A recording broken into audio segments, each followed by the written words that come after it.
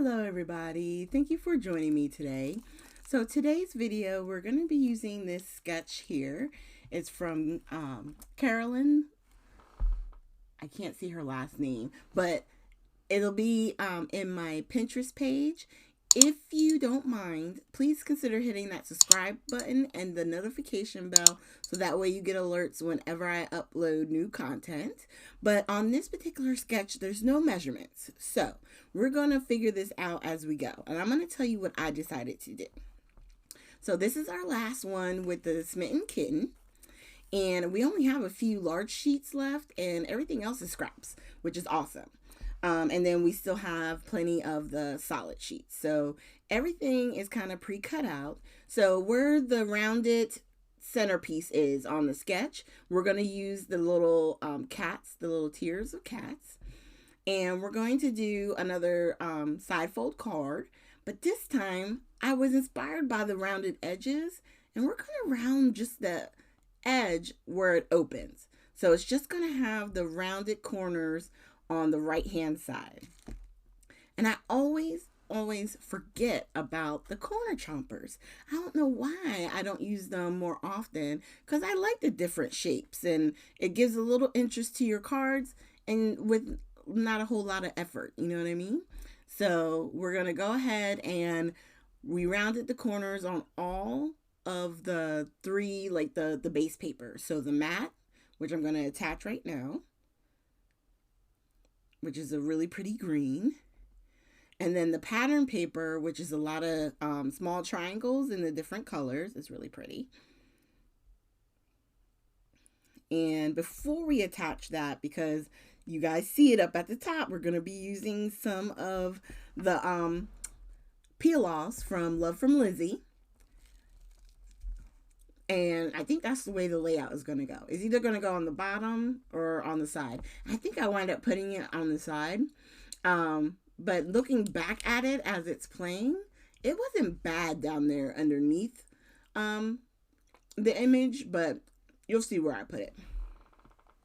Okay, so now we're going to attach this. Any fuzzies, I'm going to just kind of use my sander tool here. I love that tool. It's 4-sided and I think I got it. It's like Kaiser Craft. I don't even know if they have it anymore, but I'm gonna tell you, if I ever lose that thing, I think I will cry.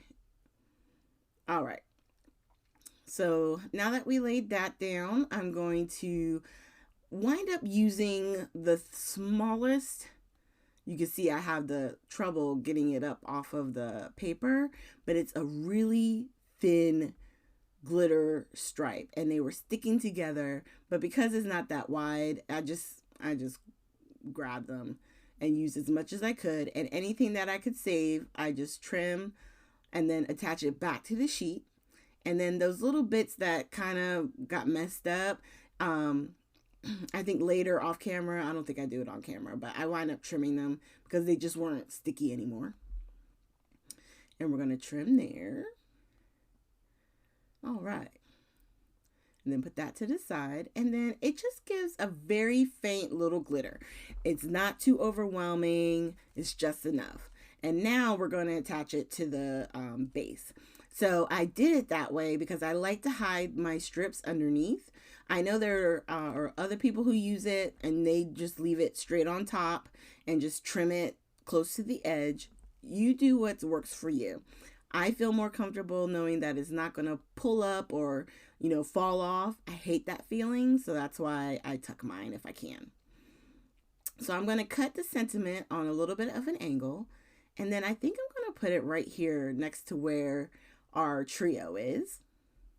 I like the way it turns out looking that way, even though it really could have gone on the bottom as well. And I was only thinking of the bottom because that's where the word sentiment is on the actual sketch. So that's why I was thinking to put it there. But I'm not using anything where the flower image is. So I'm like, why not? Just put it up here and call it a day. You know what I mean? So we're going to place that down, figure out where I need to lay that. And then we're going to take the backing off of our focal image. Add little dabs of glue.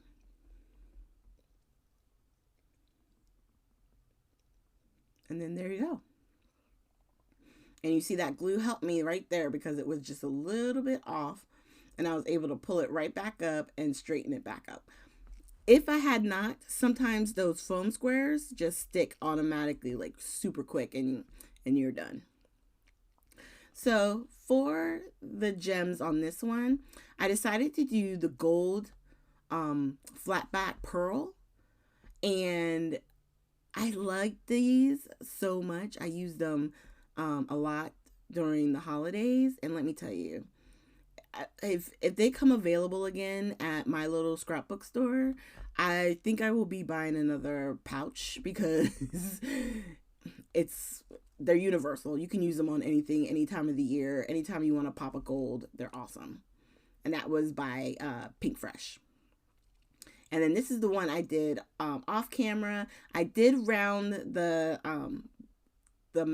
black paper and then put a circle in the center to kind of change it up and give it a little different interest. And no sentiment, because the sentiment was in the circle, which says you're perfect.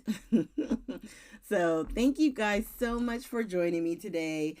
Please consider hitting that like and subscribe button and hit that notification bell so you get alerts whenever I upload new content. And if you leave a comment down below, I promise to read it and comment. And I appreciate you guys so much, and I hope you have a great weekend.